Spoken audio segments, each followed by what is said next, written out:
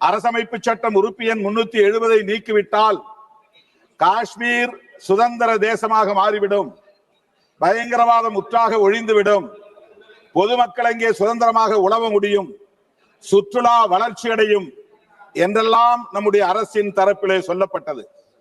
370 நீக்கப்பட்டது. ஆனால் என்ன நிலை? அதன் பிறகுதானே இந்த தாக்குதல் நடந்திருக்கிறது.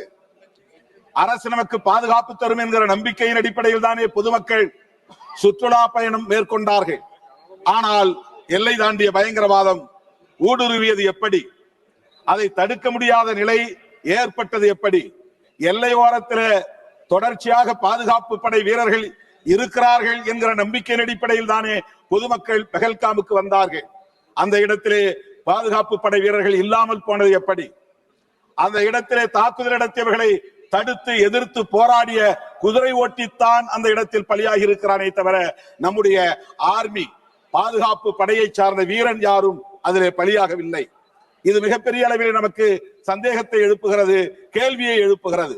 ஆகவே காஷ்மீர் தொடர்பாக இந்த அரசு எடுத்த நிலைப்பாடு படுதோல்வி அடைந்திருக்கிறது. அரசமைப்பு சட்டம் உறுப்பு எண் 370 நீக்கப்பட்டது, படுதோல்வி அடைந்திருக்கிறது.